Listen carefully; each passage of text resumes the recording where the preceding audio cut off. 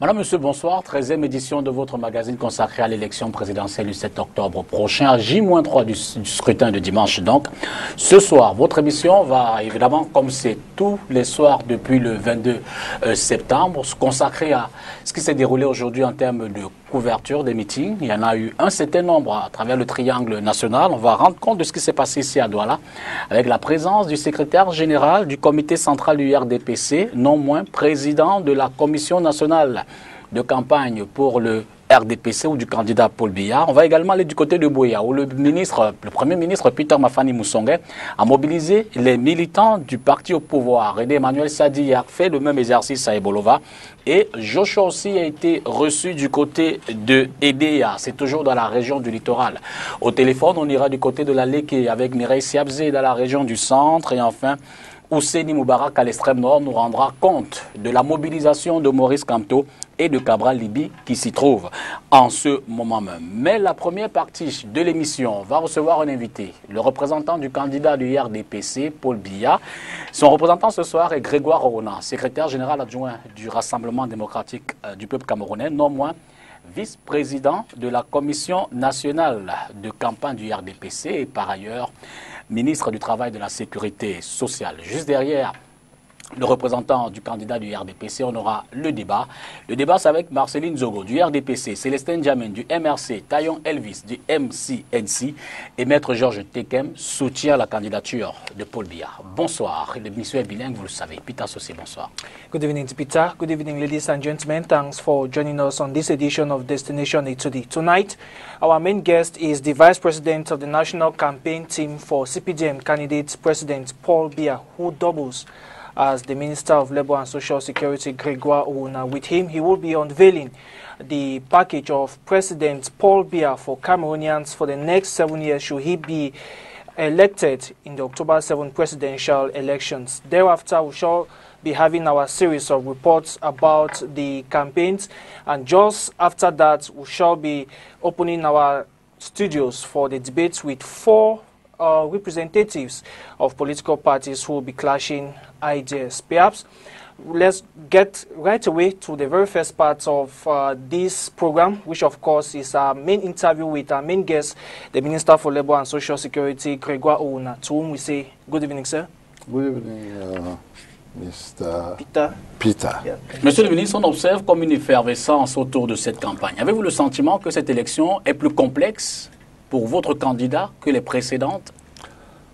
Non, moi je ne crois pas que cette émission soit plus complexe que les autres élections de candidats, des autres élections antérieures. Vous dites qu'on observe une effervescence. Moi je dirais plutôt que on observe pas seulement une effervescence, vous avez effectivement raison, mais vraiment une saine émulation et une grande liberté de ton. Et cela m'amène à dire, je suis vraiment fier d'être Camerounais sous Paul Biya parce que on a là une expression d'une démocratie, je ne dirais pas achevée, mais presque. Maurice Kamto, Joshua aussi, Cabral Libi, Serge Espoir Matomba, à Keremouna, il y a des candidats qui se démarquent clairement. Y a-t-il un qui vous fait plus peur que d'autres? Le vrai problème dans notre pays, c'est que nous n'avons pas encore mis en place des outils qui nous permettent vraiment de jauger ce démarquage ou cette démarcation. Vous allez certainement parler des meetings qu'on a observés, certains plus populeux que d'autres. Mais je dois vous dire que nous, dès le départ, nous respectons tous les candidats, nous les respectons vraiment parce que nous savons qu'une élection n'est jamais gagnée d'avance. Vous avez beau être fort, vous pouvez avoir des surprises, parfois même les sondages peuvent être déjoués, mais nous observons que les candidats se déchaînent à travers les meetings, à travers le pays, avec une très grande liberté. Paul Biya était attendu lors de cette campagne. Il a fait l'étape de Marois, c'était samedi dernier. Le candidat du RDPC refera-t-il une autre sortie? Sera-t-il à Buea, à Bamenda, dans d'autres villes? Ben, écoutez, le candidat du RDPC, il faut d'abord vous rappeler que le candidat du RDPC est en même temps président de la République. Donc, cela lui donne une marge de manœuvre qui est moins importante que les autres candidats. Parce que, dans tous les cas, jusqu'au dernier jour de son mandat, il faudra qu'il exerce son mandat de président de la République.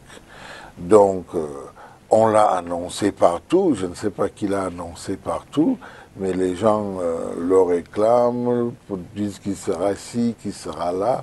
Le calendrier d'un chef de l'État est très complexe et je voudrais dire qu'il a été à Marois, attendons de voir, nous n'avons plus beaucoup de temps, il ne nous reste plus que 2 jours. Donc son calendrier n'est pas définitivement connu. Son calendrier, j'allais dire plutôt, n'est pas définitivement arrêté à l'heure où je parle. Il peut apparaître comme il peut ne plus apparaître. Je crois qu'il s'est longuement exprimé à Marois, le discours longuement, pas dans le sens d'un discours fleuve, mais d'un discours très profond, des options qu'il voulait présenter. Mais n'oubliez pas que le candidat du RDPC, je préfère d'abord l'appeler comme ça, le candidat du RDPC est soutenu par cette machine bien organisée qui s'appelle le RDPC. Et ensuite, je voudrais que vous sachiez qu'au RDPC se sont rajoutés les partis alliés et se sont rajoutés des partis qui se sont ralliés. Donc, pour expliquer le projet de société de Paul Biya, pour expliquer ce que Paul Biya propose aux Camerounais, il y avait du beau monde. Yeah, Mr. Minister, we are 3 days to the election day. What do you make of the mobilization of your militants in the northwest and southwest regions? Mais nos militants sont mobilisés dans le sud-ouest et le nord-ouest. C'est une zone difficile, ces 2 régions sont difficiles, mais vous voyez quand même que le secrétaire général, le président de la commission de coordination de la campagne électorale du président Biya, c'est-à-dire le vice-premier ministre Nkwete, s'est rendu à Bamenda pour mobiliser nos militants. Nous avons envoyé un membre du bureau politique à Buea, en la personne de Tobo Eyoum, qui est membre du bureau politique. Donc la campagne s'est faite et nous avons mis en place une structure qui va de la section jusqu'au comité local d'élection. Ce qui fait que pour nous, malgré la conjoncture particulière de cette région, nos supporters, nos militants en particulier, sont mobilisés pour cette campagne. Yeah, when we look at the outing of the CPGM this year, it's been from the cash phrase, the force of experience. Why that particular slogan? Ben écoutez, c'est le slogan, d'abord l'objectif d'un slogan, c'est quoi? C'est de porter l'essentiel du candidat. Et ce slogan, il dit tout, il résume tout, la force de l'expérience nous rappelle tout simplement que le Cameroun se trouve à un tournant assez important pour qu'on puisse se jeter n'importe où, mais qu'on puisse profiter de cette expertise, de cette expérience que le président Biya a accumulée. Et je crois que c'est dans cette expertise accumulée que le candidat va puiser toute la force de ce qu'il devra affronter demain. L'expérience dans le chômage, dans la montée de l'informel, l'expérience dans le manque d'énergie, l'expérience dans le manque des routes, en 6 ans d'expérience. Vous avez réussi vraiment à m'arracher un rire, mais... non. J'essaie de faire une cartographie également. Non, de ce que... je crois que vraiment vous faites là une caricature qui n'est pas très belle. Qui n'est pas non plus loin de la réalité. Non, elle n'est pas loin. Elle est très loin de la réalité. Vous savez que d'abord l'expérience, il faut commencer par les choses difficiles. Vous savez que lorsque le président Biya, je ne vais pas trop m'étendre, mais je voudrais quand même rappeler quelques points d'ancrage. Lorsque le président Biya arrive au pouvoir, il est confronté à des situations compliquées. Coup d'État, après coup d'État, après crise économique, crise financière, après ce que vous avez appelé les émeutes de la faim, après il y a eu tout ce qui s'est déclenché avec Bakassi, après on a pu clôturer le dossier de Bakassi, il y a eu tout ce qui s'est déclenché à l'Est, ensuite il y a eu Boko Haram, il y a eu ensuite la situation actuelle qu'on connaît dans le nord-ouest de Suède. Ça a été des situations très compliquées, très difficiles, et je crois que le président Biya a pu franchir toutes ces étapes sans grande casse. C'est ça aussi, d'abord, l'expérience. Dans la difficulté, il a pu mener le pays est resté debout. Bon, maintenant, si vous voulez qu'on évoque un peu le bilan, moi je n'irai pas comme vous en parlant de 36 ans, mais je vais prendre les 7 dernières années. Vous avez vu tous ces projets d'infrastructure. On sait que pour qu'on entre véritablement dans l'industrialisation, qui est le chemin qu'il a tracé, il va falloir qu'on produise de l'énergie. Il a donc tous ces barrages sont en train d'être, certains sont achevés depuis quelques mois, d'autres vont l'être dans quelques mois. Vous avez vu tous ces programmes d'investiture dans les routes, dans les autoroutes. Vous avez vu tous les projets qui sont déjà presque finalisés, qui vont démarrer même dans le chemin de fer. Donc, je crois qu'on ne va pas s'amuser à comptabiliser tout ça ici. Parce que vous êtes limité dans votre temps, mais il y a des choses qui ont été faites. Et si je viens dans un secteur, puisque vous m'avez rappelé que je suis ministre du Travail et de la Sécurité sociale, vous savez, il y a 7 ans, la CNPS était dans une situation, je ne dirais pas catastrophique, mais presque, parce que financièrement, on était en train de basculer. Nous avons engagé en 2012 la réforme de la CNPS qui a quitté le secteur bancaire pour devenir une vraie institution de sécurité sociale. L'assurance maladie, l'assurance volontaire a été instituée. Aujourd'hui, vous êtes un Ben Skinner, vous êtes un sauveteur, vous êtes un taximan, vous pouvez prendre une assurance à la CNPS qui peut vous garantir une indemnité si vous allez à la retraite, qui peut vous garantir un capital d'essai si vous mourrez, qui peut vous garantir une indemnité si vous avez un accident. Parce que le gars qui est sauveteur, il lui arrive de faire un accident dans la rue, il se casse la jambe, il ne peut plus faire la sauvette, qu'est-ce qu'il fait?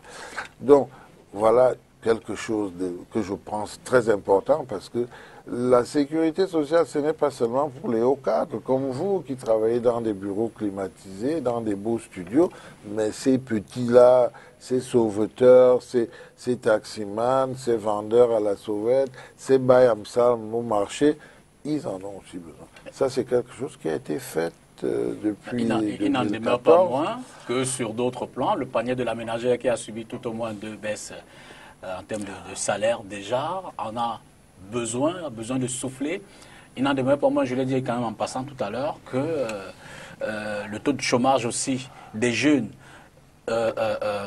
qu'ils soient diplômés ou non, continue de chercher grandement de l'emploi. Il n'en demeure pas moins que le climat social dans son ensemble n'est pas forcément aussi reluisant que non, vous mais voulez. vous voyez, parlant déjà du panier de la ménagère, je voudrais vous dire que si je prends le salaire, le secteur, en ce qui concerne les salaires, vous allez remarquer, et si vous ne l'avez pas remarqué, je vous invite à aller regarder ça, depuis 6 ans, donc pendant ce dernier septennat, vous remarquerez que dans tous les secteurs d'activité, des nouvelles conventions collectives ont été négociées et ont connu des hausses de salaire qui ont varié généralement entre 3, 4 et 15%. Or, vous savez aussi que le taux d'inflation est nettement plus bas que ça. Ça veut dire qu'il y a eu des augmentations de salaire dont on n'a pas beaucoup parlé, mais les conventions collectives, y compris dans le secteur de la communication qui ont le vôtre, même si certains employeurs n'ont pas encore mis tout cela en application. Donc, en ce qui concerne le panier de la ménagère, le président Biya a vraiment œuvré pour que quelques augmentations se fassent et soient sensibles. Vous parlez du chômage, bon, vous savez, je ne vais pas faire dans la langue de bois, je ne vais pas vous dire qu'il n'y a pas de chômage, c'est un problème, c'est un cancer mondial, le problème de chômage. Et là-dessus, le président Biya a apporté un nouveau souffle avec des projets pour les jeunes, avec une politique spécifique pour les jeunes, en instituant un certain nombre de projets, parce que, voyez-vous, ce n'est pas la fonction publique qui va recruter les jeunes pour diminuer le chômage, c'est le secteur privé. On va encourager l'entrepreneuriat privé, mais on constate qu'on ne fabrique pas des entrepreneurs comme ça du jour au lendemain, mais les jeunes ont eu l'opportunité de concevoir des projets, de les mettre en œuvre et d'être encouragés par le gouvernement. Mais, monsieur le ministre. La troisième chose que vous avez évoquée, c'était, je ne sais plus. L'informel. Bon, l'informel, le président Biya a mis en place tout un ministère et toute une politique, le ministère de la PME et de l'artisanat. Ce ministère a pour objectif, un de ses objectifs principaux, c'est d'aider à passer de l'économie informelle à l'économie formelle. L'économie informelle a ceci que on croit que ça profite à celui qui fait parce qu'il n'a paye pas les impôts, mais lorsqu'on est dans l'économie formelle, on peut accéder à un tas de choses et en particulier au monde financier. Donc tout a été mis en œuvre pour que des procédures soient... Vous voyez aujourd'hui, alors que, moi je me rappelle, dans une vie antérieure, j'ai été dans l'entrepreneuriat, il fallait 5, 6, 7, 8 mois pour créer une entreprise. Aujourd'hui, en 3 jours, en 2 jours, vous créez votre entreprise et vous pouvez commencer à travailler. C'est une avancée importante. Ça a été fait par le président Biya, ça a été fait sous lui, ça a été fait grâce à lui. Donc je crois qu'il y a beaucoup de choses qui sont faites. Peut-être que nous n'avons pas communiqué assez, mais dans cet angélisme que vous reconnaissez à votre angélisme, mais non, monsieur Dipita, ce n'est pas de l'angélisme, c'est des progrès qu'on a fait faire au Cameroun. Dans ces progrès que vous lui reconnaissez, s'il y avait une ou deux choses pour lesquelles vous lui direz Excellence, Monsieur le Président, accélérons la manœuvre ici. 2 choses qui n'auraient pas marché, ce seraient lesquelles? Ben, écoutez, l'une qui me vient en tête, il en a déjà parlé lui-même, il a eu l'occasion dans ses discours de parler d'accélérer les procédures, de simplifier les procédures. Nous avons une administration qui gagnerait, pour l'intérêt de tout le monde, à simplifier les procédures et d'accélérer. La deuxième, qu'il avait appelée, le mot m'échappe, l'inactivité, non, Pour dire l'immobilisme. L'immobilisme. Absolument. C'est vrai qu'il y a un terme qui était approprié. Il y avait un terme que lui-même avait. L'inertie. L'inertie, Voilà. L'inertie. Donc je parlerai de ces deux choses. Je crois que ces deux choses, lorsque vous parcourez notre administration, vous les retrouvez un peu. Lorsque vous parcourez même certaines sociétés privées, vous retrouvez pas mal d'inertie, vous retrouvez pas mal de complications dans les procédures. Je crois que ce seraient ces deux mots sur lesquels je pense que nous allons nous attaquer très sérieusement. Nous allons essayer de faire encore plus et probablement mieux. Yeah, Mr. Minister, we have seen you over the years talk about social dialogue. We have seen you organize people who are striking to resolve conflicts, yet the situation does not seem to calm down. What can be done to improve the social dialogue climate so that we have a good relationship between the government, employers and employees? Non, je crois que la situation s'est améliorée. Je ne vois pas. Vous avez une lecture qui me paraît quand même assez dure. Assez dure. Parce que, je dois vous dire que c'est peut-être une anecdote, mais lorsque j'arrive au ministère du Travail, il y a presque 7 ans, j'ai été accueilli par une grève à Evecamp qui aura duré 2 mois. Une grève, une vraie grève. J'ai géré pendant 2 mois et sur 2 mois, je crois que les gens ont travaillé 15 jours. Parce qu'on finissait de discuter, les gens se mettaient au travail et 3 jours après, on me rappelait pendant 2 mois. Donc ça, c'est il y a 7 ans. Mais je peux vous dire que aujourd'hui, les gens savent s'asseoir autour d'une table, ils savent mettre les problèmes face à eux et ils savent trouver des solutions. Et c'est pour ça que nous avons, par exemple, réorganisé les élections des délégués du personnel qui sont une pièce maîtresse dans le dialogue au sein des entreprises et des organisations pour que vraiment le chef d'entreprise soit obligé d'abord de parler avec les employés. Et pour que les problèmes qui doivent être discutés soient discutés et pour qu'on trouve des solutions, non pas seulement quand il y a des problèmes. Et nous avons en plus mis en place ce que nous appelons l'inspection, la nouvelle inspection du travail, qui consiste à envoyer des inspecteurs dans les entreprises, non pas pour régler les conflits, parce que les inspecteurs étaient habitués à rester dans leur bureau, à attendre que les travailleurs viennent se plaindre, et à ce moment, ils allaient voir. Maintenant, on envoie les inspecteurs, on leur dit, il faut aller en entreprise, savoir, est-ce que l'entreprise qui retient la sécurité sociale la reverse à la CNPS? Parce que ce qu'on a constaté, c'est que c'est le jour où vous allez à la retraite, vous allez à la CNPS et la CNPS vous dit, mais on ne vous connaît pas. On ne vous connaît pas. Ça fait 10 ans qu'on n'a jamais payé vos... Non. Donc, les délégués du personnel doivent veiller à ça. Et on a mis en place une procédure qui fait que si vous travaillez à STV maintenant, et vous vous rendez compte que STV ne reverse pas ce qu'il vous retient, on a mis en place une procédure anonyme qui vous permet de dénoncer que ce qu'on vous retient n'est pas reversé.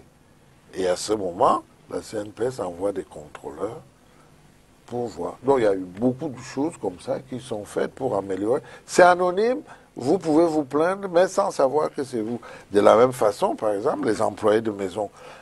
Vous voyez, voilà des gens, les hauts cadres que vous êtes, chacun d'entre vous emploie une bonne, une femme de chambre, et ils ne sont jamais déclarés. Mais eux aussi, ils ont besoin de la CNPS, ils ont besoin de retraite un jour. Et on a mis en place une procédure pour que ces gens puissent se plaindre. Actuellement, la CNPS fait une campagne de sensibilisation, mais dans les mois qui viennent, on va venir chez les cadres des entreprises savoir qu'est-ce qui se passe. Mais puisqu'on parle salaire, monsieur le ministre, il y a Joshua aussi, le candidat du SDF, qui dit pouvoir augmenter le salaire des Camerounais sur 5 à 160 000.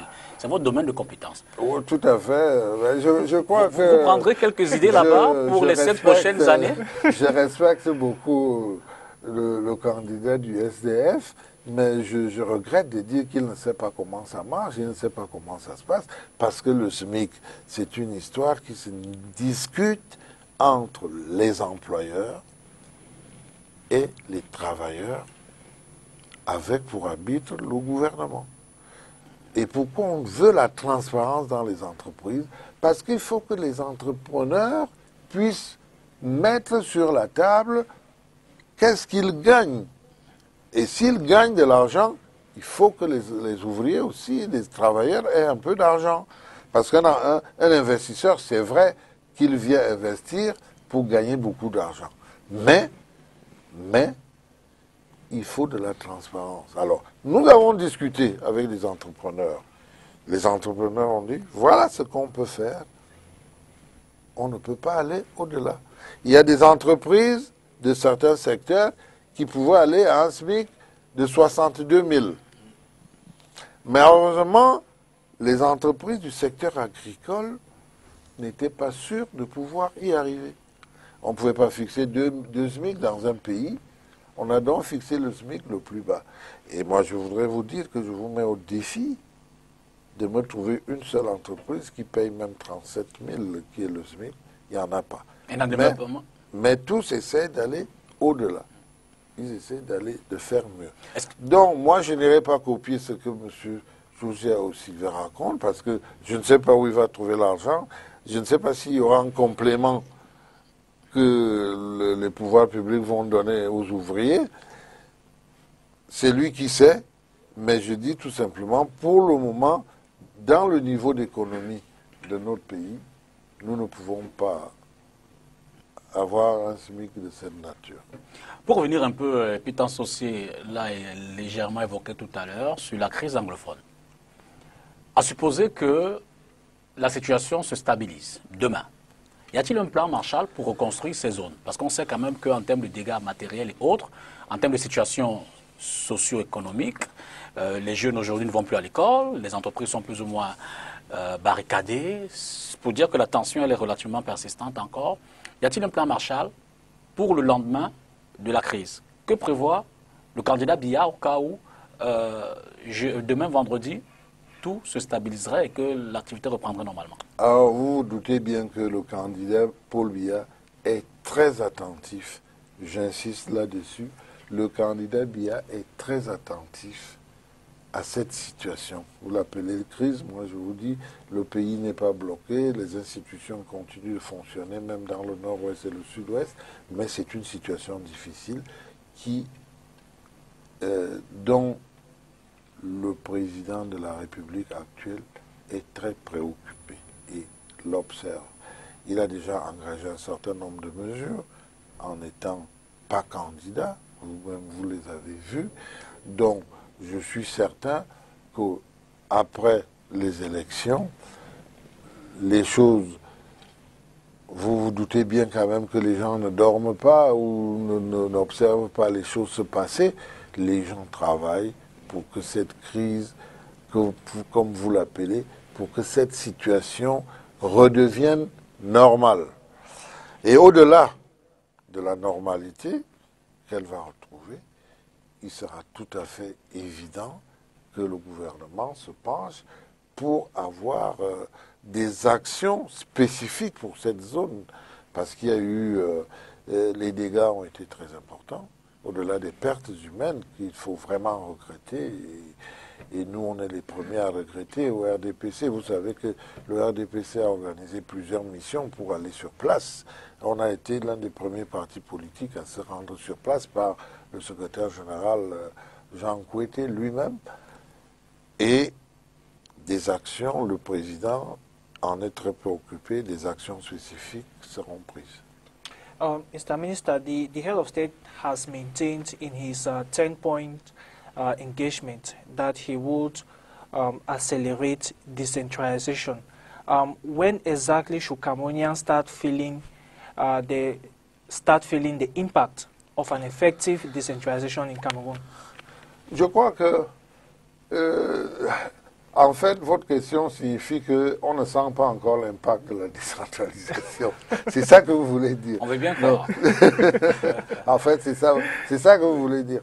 Non, je crois que là, vous voyez, c'est déjà une bonne accélération que le président décide de faire un ministère qui ne va s'occuper, qui n'a commencé à ne s'occuper que de ça. Alors, quand est-ce qu'on va sentir véritablement l'impact? La décentralisation est déjà effective pour beaucoup de choses et je crois que si vraiment vous voulez parler d'un ressenti très concret, moi je pense qu'avec le budget qui va se mettre en place en novembre prochain, on va vraiment sentir que les choses... Parce que déjà cette année, pas mal de ministères avaient déjà délégué pratiquement toutes les tâches. Il y avait encore quelques-uns qui résistaient sur 2 ou 3 choses, mais je pense qu'à partir vraiment de l'année prochaine, c'est-à-dire le budget qui va être voté en novembre, la décentralisation va devenir quelque chose de très effectif. Mais monsieur le ministre, dans ce discours-là, vous comprenez donc ceux-là qui disent davantage qu'on est plus dans la proposition alors qu'il faut faire un bilan, quel que soit le secteur ou le sujet qu'on évoque, c'est davantage on fera, il y aura, non, on pourra. On a commencé à faire. Dans la décentralisation, on a commencé à faire. Je vous dis, l'année en cours, l'année actuelle, vous avez déjà des mairies qui construisent des écoles, vous avez déjà des mairies qui construisent des marchés, vous avez déjà des mairies qui essaient de créer des impôts locaux. Il y a déjà pas mal de choses qui se font dans beaucoup de mairies, à l'heure où je parle.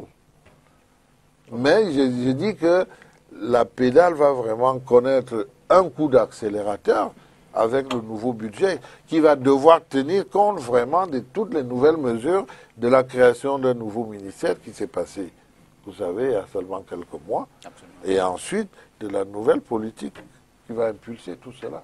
Yeah, and maybe let's talk about the growth of the economy, because the head of state has maintained that Cameroon should be an emerging nation by 2035.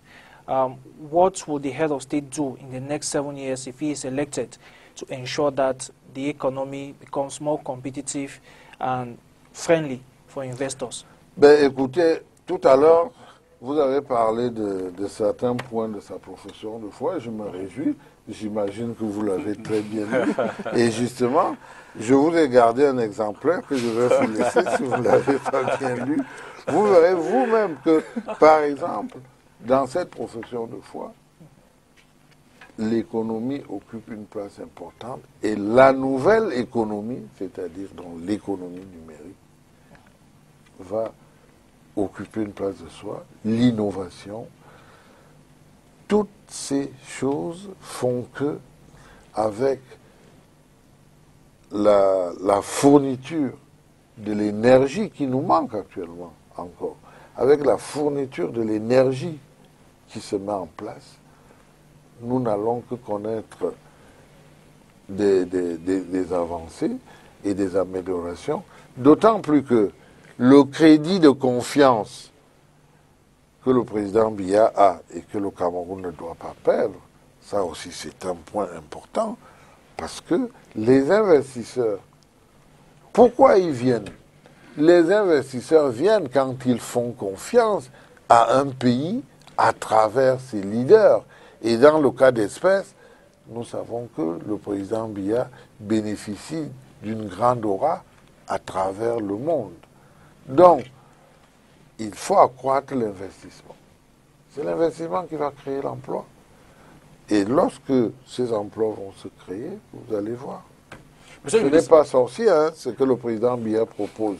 Mais c'est la force de l'expérience, la force du travail qui a été fait. Oui, chaque fois que vous parlez de force de l'expérience, vous m'arrachez un sourire. Parce que l'expérience, c'est bonnet, blanc, blanc, bonnet. Alors, ce que je voudrais dire, c'est il y a parmi les candidats, évidemment, pour ne pas le citer, Maurice Kamto, qui s'est autoproclamé tireur de pénalty. Dans la foulée, on l'a vu recruter un entraîneur, ou du moins, on a pu voir qu'il bénéficie du soutien d'un entraîneur, Jules Frédéric Nyonga.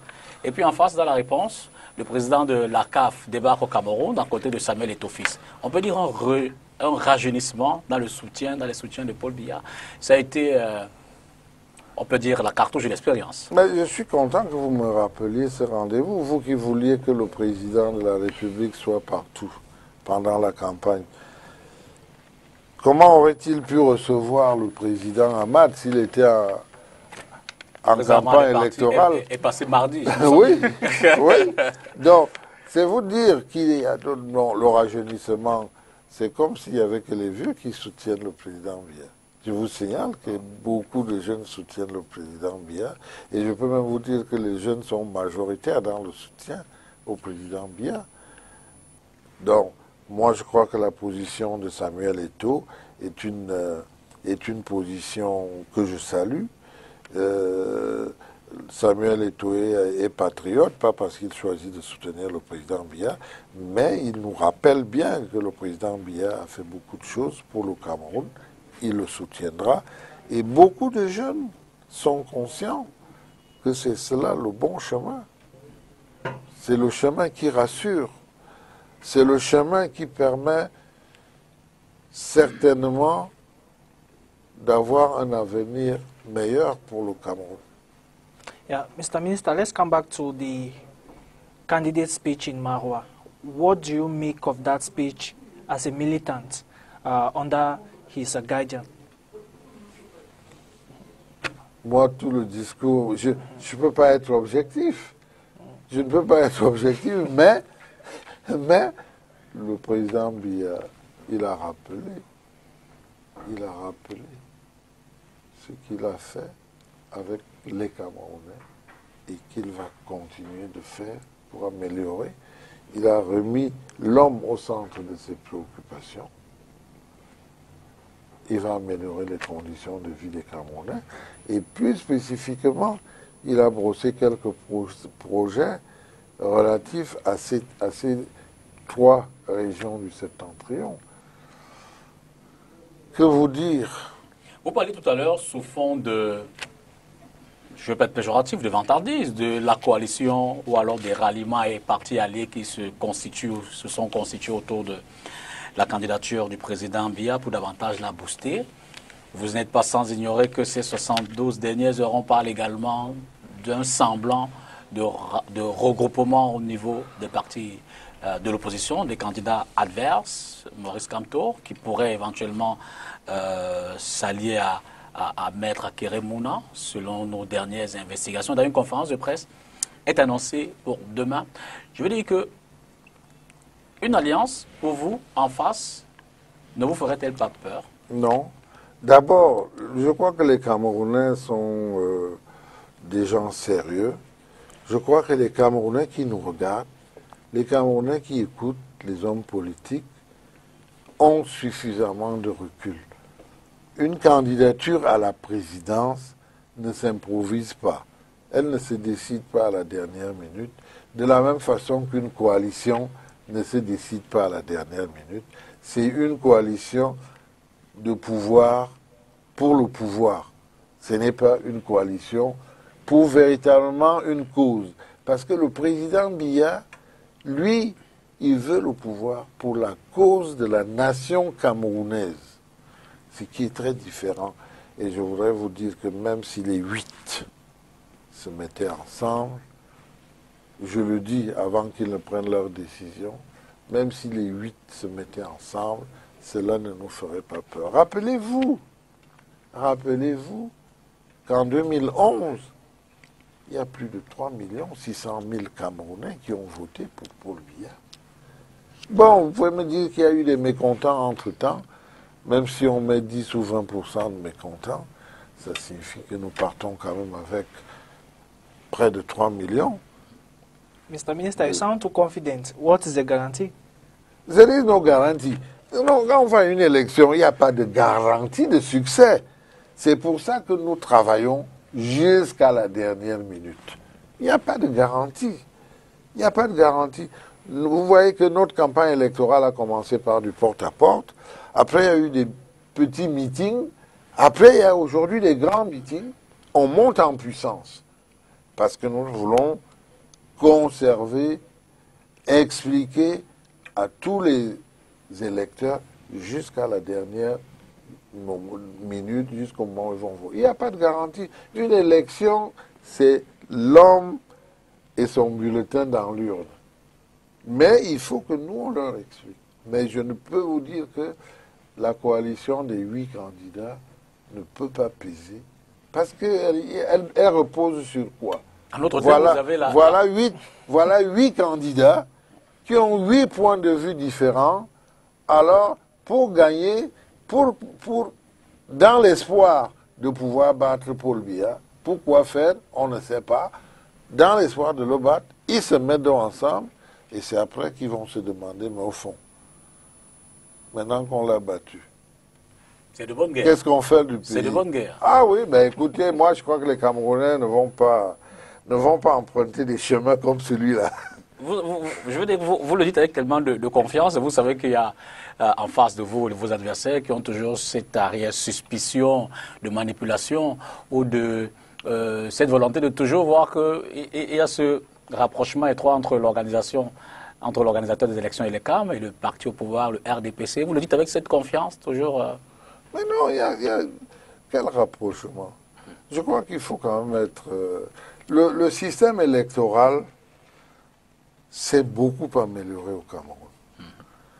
Et il est bon, au lieu de mettre en avant le rapprochement entre les CAM et le pouvoir, il faut voir comment les choses se passent.